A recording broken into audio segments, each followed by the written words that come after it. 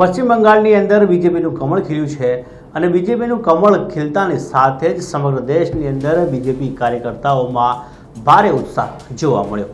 ત્યારે ઉત્તર પ્રદેશના મંત્રી દયાશંકર મિશ્ર, જેમને લોકો એક હુલામણું નામ આપવામાં આવ્યું છે, દયાળુ કે દયાળુના નામથી પણ ઓળખાય છે, તેવા દયાશંકર મિશ્રએ પશ્ચિમ બંગાળના જે કમળ ખીલ્યું છે તે કમળ ખીલવામાં તેમનો મહત્વનું યોગદાન છે।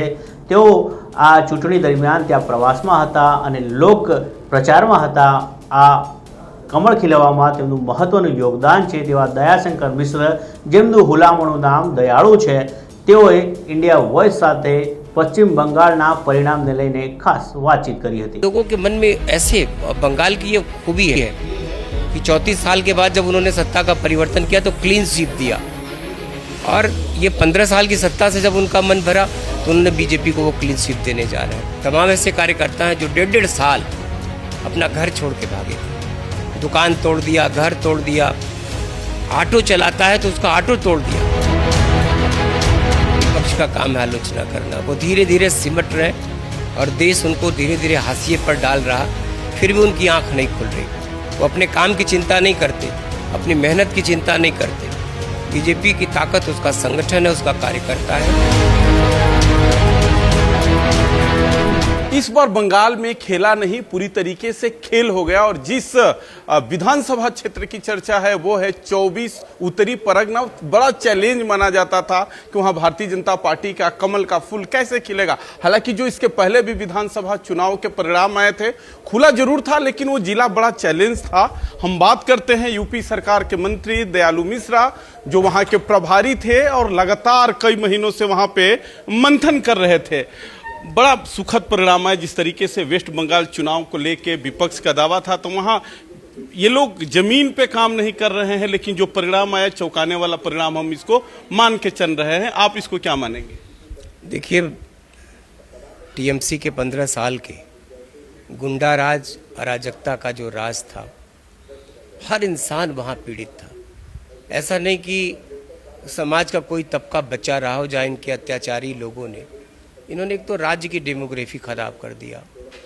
तमाम ऐसे ज़िले थे जो अब 60% से ज़्यादा मुसलमान बसा दिया।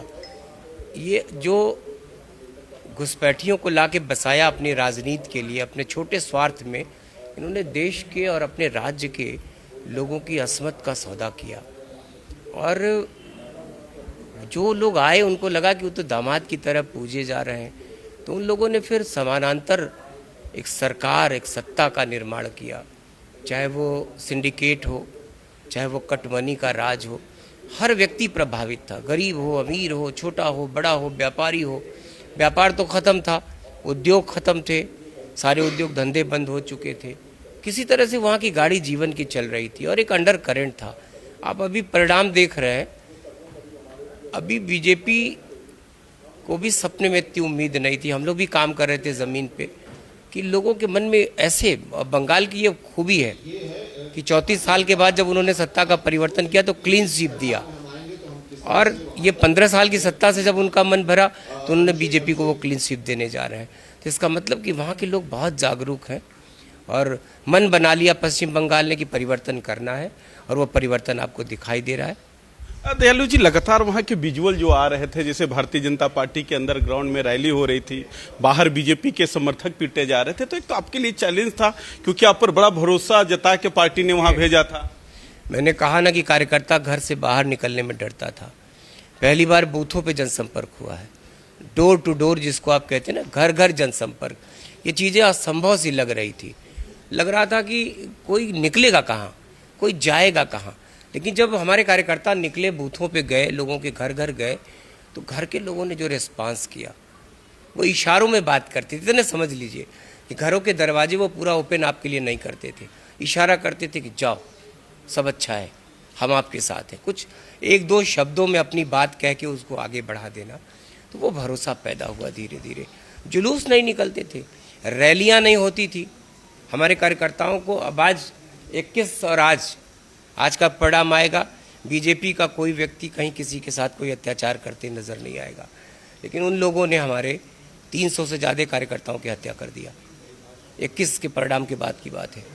तमाम ऐसे कार्यकर्ता हैं जो 1.5 साल अपना घर छोड़ के भागे थे, दुकान तोड़ दिया, घर तोड़ दिया, ऑटो चलाता है तो उसका ऑटो तोड़ दिया, कोई जनरल स्टोर का दुकानदार है तो उसकी दुकान को तहस नहस कर दिया। इस तरह से अत्याचार होता है। जीत का श्रेय किसको देते हैं, लीडरशिप को, नेतृत्व को, या वहां की जो रणनीति बनी उसको देते हैं?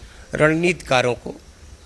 चाणक्य जैसे अमित शाह जी, प्रधानमंत्री जी ने भी जितनी इस बार अटैकिंग रैलियां किया, जिस तरीके से कार्यकर्ताओं का मनोबल बीजेपी के हमारे रणनीतिकारों ने और हमारे बड़े नेताओं ने टूटने नहीं दिया।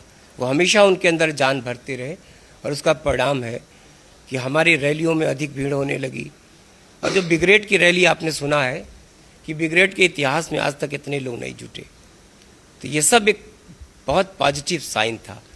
विपक्ष जीत का श्रेय ज्ञानेश को दे रहा है मुख्य निर्वाचन। विपक्ष तो आलोचनात्मक, देखिए विपक्ष का काम है आलोचना करना। वो धीरे धीरे सिमट रहे और देश उनको धीरे धीरे हाशिए पर डाल रहा, फिर भी उनकी आंख नहीं खुल रही।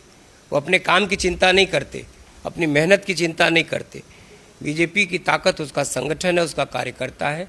और इस बुरे दौर में भी, मतलब ये 15 साल और उसके पहले का 35 साल, 50 साल की गुमनामी के बाद भी बीजेपी का कार्यकर्ता पश्चिम बंगाल में जिंदा था और आपके सामने है, उसने परिवर्तन किया है। हमारे साथ बातचीत करने के लिए 24 उत्तरी परगना, जो सबसे मैंने पहले ही बताया कि चैलेंज जिला था भारतीय जनता पार्टी के लिए, वो सीट के प्रभारी दयालु मिश्रा थे। उन्होंने साफ कहा कि वहां की जो जीत है वो लगातार जो वहां मेहनत किया गया, रणनीतिकारों का प्रयास और मेहनत का ये रिजल्ट फलीभूत हुआ। साथ ही उन्होंने विपक्ष पे हमला साधते हुए कहा कि विपक्ष का अपना काम है आरोप लगाना। हालांकि देखने वाली बात होगी, अब सबसे बड़ा सवाल है कि वेस्ट बंगाल की कमान किसके हाथ में होती है। सहयोगी हर्षित के साथ रजनीश पांडे, इंडिया वॉइस, लखनऊ।